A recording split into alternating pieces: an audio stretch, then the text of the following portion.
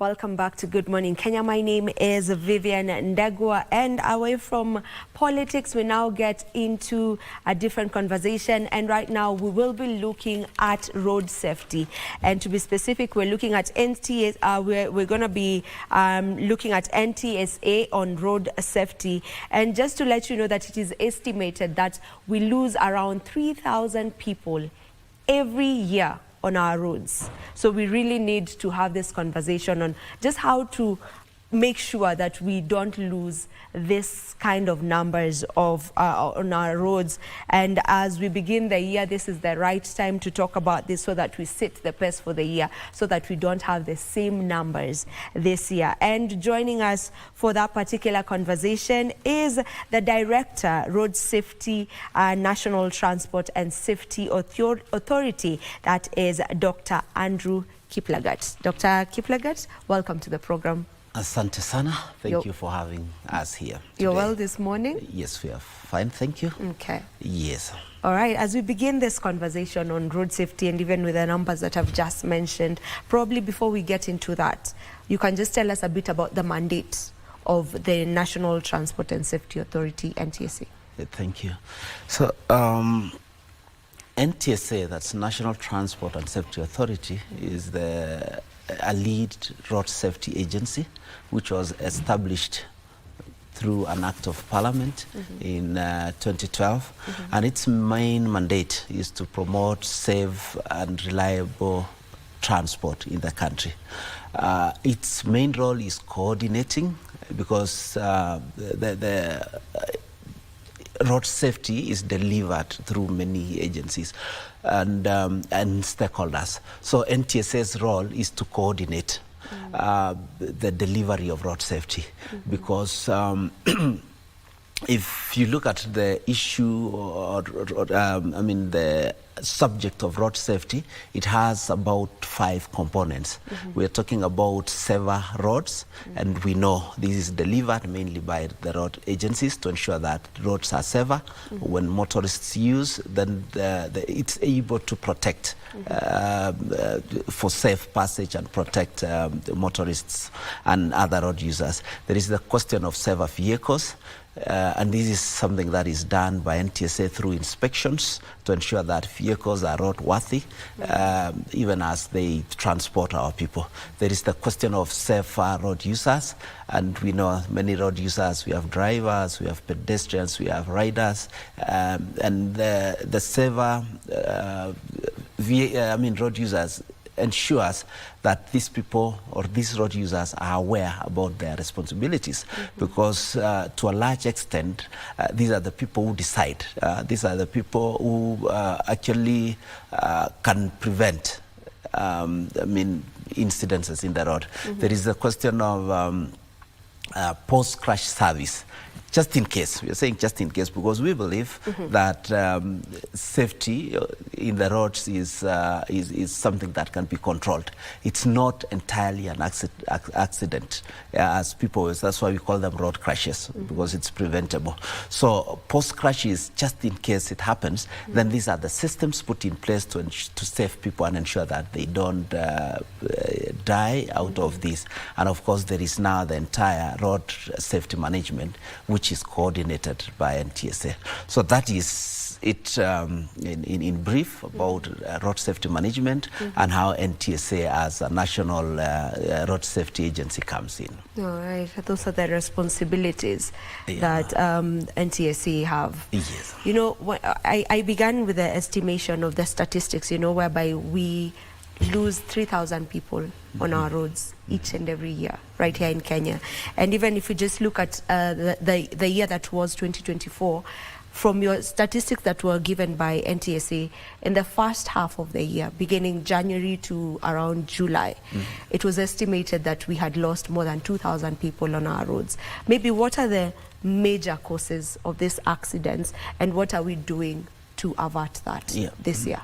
Okay, thank you for the question.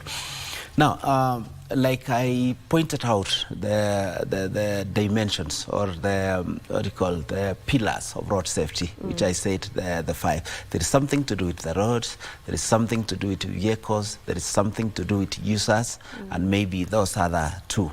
So if these pillars, I mean, we need to work on them concurrently, because then even if users are okay and the roads are not okay, then we'll have challenges. Sure. Even if users are okay, roads are okay, and the motor vehicles are not okay, then we'll have challenges.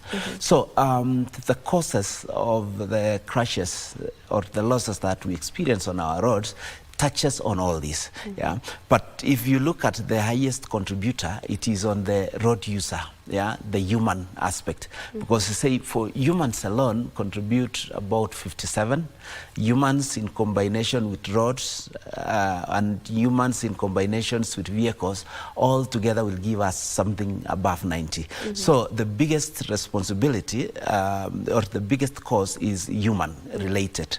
And when we talk about human related is, for example, if you are fatigued, for example, meaning that you are tired on the road, then you are bound to make mistakes that become costly. If your judgment is impaired, for example, then you are bound to make mistakes that would cost lives.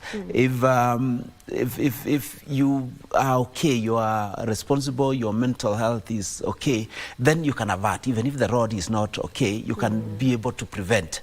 Because remember that without a driver, for example, the vehicle will not move. Without a driver, the vehicle will not speed. Okay, so the bigger responsibility actually is human related. But that doesn't mean that the roads do not have a role, the vehicles do not have a role. But if we can control more of the human, then it means we can greatly bring down the issue of road crashes and save lives.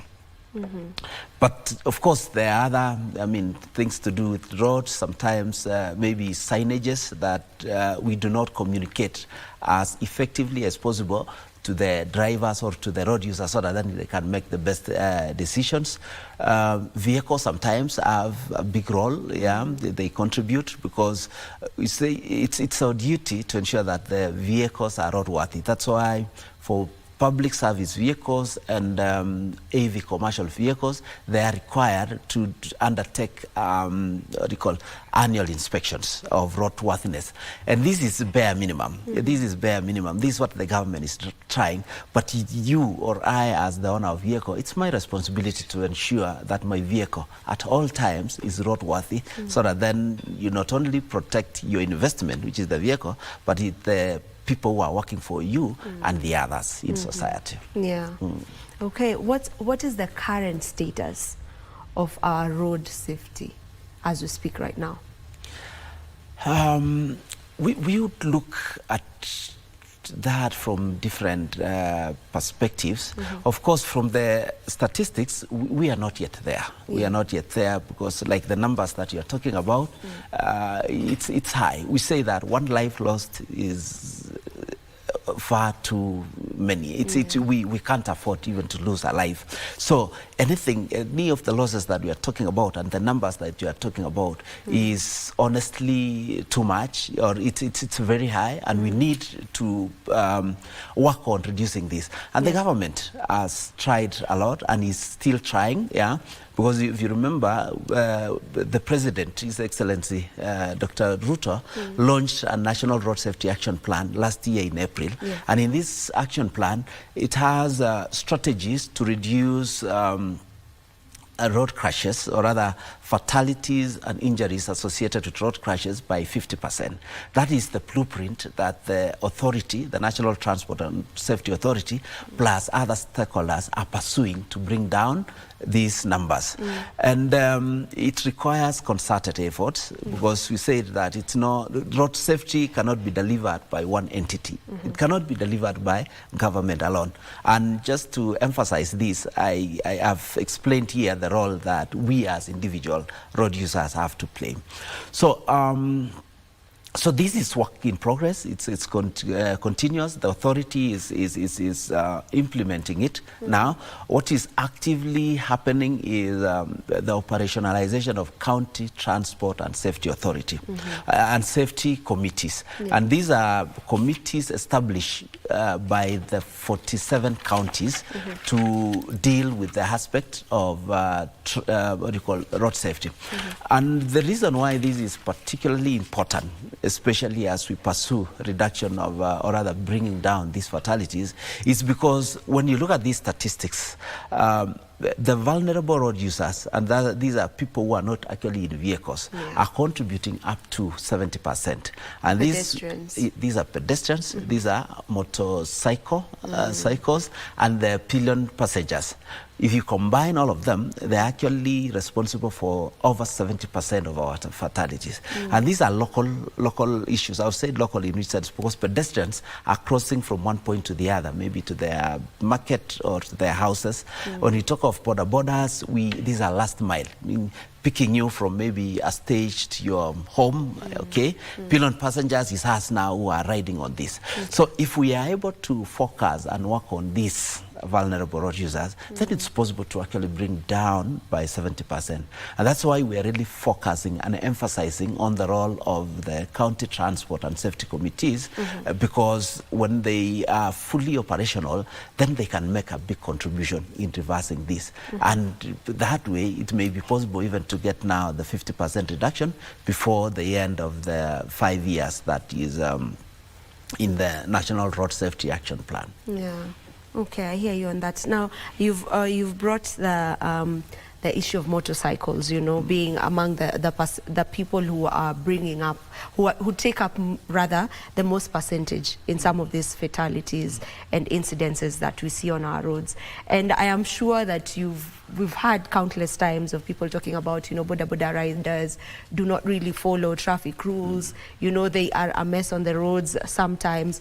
Maybe what are we doing, you know, or what are you doing as a body to ensure that, you know, they are also properly trained, you know, road users? Because sometimes, specifically maybe not in the big towns, but in the villages, a boda rider is just someone who's decided, you know, maybe they've finished school and they've thought of a business they can start, and they just buy the motorcycle and just go on the road. Sometimes they're not very well trained. So maybe are there measures that you've put in place to ensure that every boda rider on our roads is a well-trained, you know, road user? Yeah. You're right. We have to acknowledge the fact that this sector is very important, because this is a sector that is employing quite a lot of our people, our brothers, our sisters. We make use of this mode of transport. I'm very sure if somebody wants something and you're here, you can call the rider person to deliver, or they to pick something. They come through big time, and this is a very important sector. And I mean, we can overemphasize their importance. But then now there are a lot of challenges, because you see, they come train for a day, they know how to ride it, and they're in business. So most of their challenges then occasioned by that reality is that you may realize that they do not have the skills, because the skills is not just riding.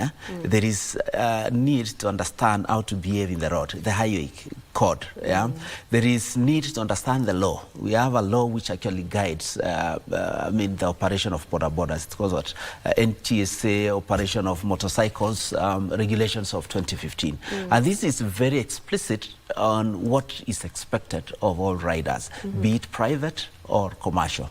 Like, for example, one of the expectations is that they need to be licensed, and to get licensed you need to go to a driving school or a riding school, and in the school then you'll be able to learn about the highway code, you'll be able to be licensed and get a license to assure society that you are actually qualified, you're competent in riding. There is the expectation or the requirement of helmets, because each rider must have a helmet, and the pillion passenger, the passenger, must also be on a helmet every other time they are on the motorbike. It also explicitly states the number of pillion passengers. The law says it's one, one passenger that you carry at a time, okay? It talks about reflective, jackets, so that then you are visible. But because of the absence of that training, because we've indicated here that they just learn and go straight to business, we face these challenges. That's why we see them maybe riding on the opposite direction. We see all these manner of things that we are doing. And that's why the authority, again, while implementing the National Road Safety Action Plan, which was launched by the President recently, has a number of programs. One of them is to register them, to know who are these guys who are in business, okay? Because when we know about them, then it's possible to tailor the products and the services to them. And that's the process that is ongoing, just working on the system so that then we can be able to have a database. But besides that, the authority runs sensitization programs. There is one major one which was going on in Kericho actually, and I think it's continuing for this week. And what this is doing is to sensitize them about the law, what they need to know, up to including maybe the need to be licensed, the need to understand how to operate as a business, including even SACCOs, because the law prescribes that for those who are doing businesses, then they must come together in a SACCO so that then it's easy to manage themselves and also for government to support them in their activities. So we do quite a lot of sensitization, and I'm citing Kericho region, Kericho Bomet, because that's an area with the highest in terms of licensing.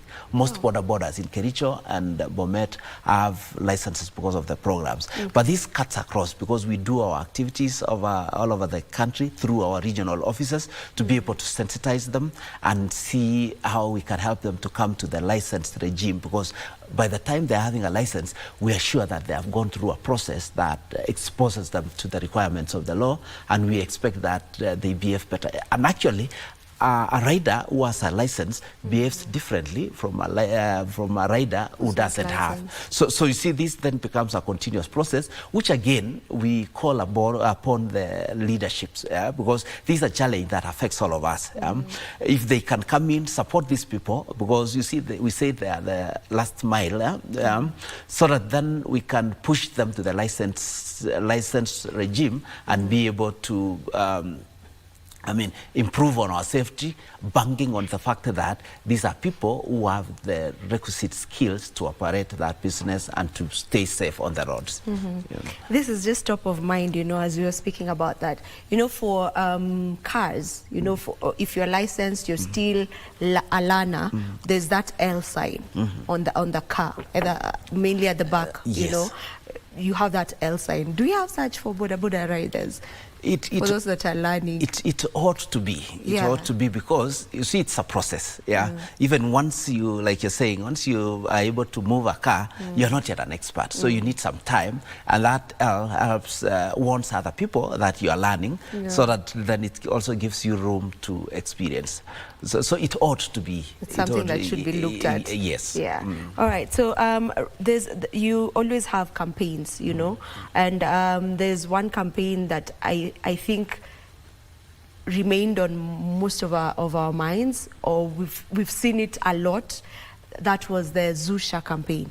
There was that Zusha whereby we were being encouraged to speak up whenever the driver is not, maybe is over speeding or things are not going well on the road, in the car that you are in as a passenger and whatnot. There was that Zusha campaign. So maybe what campaign is running right now? Okay, thank you. Towards the beginning of the festive season, just the one that is just ending, the authority, together with its partners, most notable is Vital Strategies, who is operating in or supporting the county of Mombasa, launched a campaign which said, slow down, speed ruins lives. That was the theme of this campaign, which is just ending. And this was particularly important because if you looked at the main cause of these crashes, it's actually speed. Others will come in, or rather they could ferment it or accelerate it, but speed is the main risk factor that is giving us all this trouble. And this campaign ran at, I think, early last month and still going on, targeting all road users.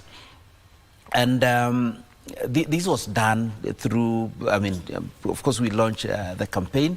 There were several activities like enforcement, which has been going on. Actually, NTSA does enforcement almost throughout, again, through our regions. And there are a lot of social media activity to support this, I'm very sure, and I think KBC is a partner in doing some of our, I mean, sensitizations. Are you calling them advertisements? We call them more of sensitizations to bring out this subject of speed as a risk factor. Because then if we pay attention to speed, then it's possible that we can reduce significantly the potential crashes, I mean, that we experience. Okay, and as we almost come to an end of this conversation, we have to talk about back to school. You know, I know it was last week, but it's still back to school, you know, season. So probably what word do you have for PSV operators concerning the same, and also for the parents and also the students who are going back to school? Thank you for that. Now, when we're talking about safety, we are seeking to protect the lives of our people, our Kenyan people, including ourselves. And drivers have a big role, just like every one of us. And the message that I want to pass across is that let's follow the law. And the law is very clear about this. There are speed limits, let's observe them. There are loading limits, let's observe them. Let's not overload. Yeah? There are even working hours, which the law is very explicit. Let's not flout them. And I think this is a big issue. You realize that because there are so many people who need to be transported from point A to B, you realize that our drivers are overworking. Overworking, going beyond the stated working hours of 8 hours. Actually, the law states explicitly that just like any other work, a driver should only work for 8 hours. Drive for 4 hours, have some rest, and another 4 hours, and then they close their day. But what we're experiencing is that our drivers sometimes are made to work even up to 24 hours. Yeah, and this becomes a risk because some of the recent crashes that we saw is actually associated with this. Our drivers are fatigued, yeah, and when they are fatigued, they are tired, they lose concentration. You find that because they are tired, they move to the other lane, and in the process, a crash happens. So please observe the working hours. We appeal also to the owners of the SACCOs, the owners of I mean, transportation companies to actually play their role and ensure that they have adequate drivers so that they get rest and be able to be, I mean, drivers that are concentrating. We want to ask drivers again to be disciplined on the road, observe the highway code, overtake only when it is right, as they know. We ask them, of course, to avoid speeding. To the parents, of course, let them plan early. Let them plan early so that then they are able to get their children to school, and we avoid situations whereby we have to overload vehicles because this is the last vehicle that is happening. Yeah? Let them get to school I mean, on time, because even there are restrictions. Even schools themselves indicate what time students should be in school. So parents, please plan early so that the students can go. And to the Kenyans, let's be responsible. If we have to bring down these numbers, it's a question of what you and I do. Road safety is a shared responsibility, but it begins with me as a road user, irrespective of what form. For sure. Yeah. All right, maybe your last remarks to close off? Just to, again, to say that, I mean, I wish our Kenyans, all of us, good year, happy new year. Let this year be a safe year in our roads. And to do that, like I said, is that we take responsibility as individuals, because road safety is a shared responsibility. Thank you very much. Thank you very much for the time. All right, thank you for gracing our studios today. We appreciate that you set time aside to come talk about this very important matter that is road safety. So we appreciate. All right, and I will close it off on that note, and I want to pick up from what Dr. Kiplagat has just mentioned, that it is our responsibility. You know, road safety is a combined effort. Everyone needs to play a part in this if we want to bring down the numbers that we have just talked about, whereby we lose around 3,000 people each and every year on the roads. We can be able to bring these numbers down as long as we each play our part on our roads. This is where we end this conversation. Don't you go too far. We'll be back with another topic which is of importance, especially around this time, because we will be talking about career choices and the consequences of the careers that you get to pick. Don't go too far. We'll be back in a moment.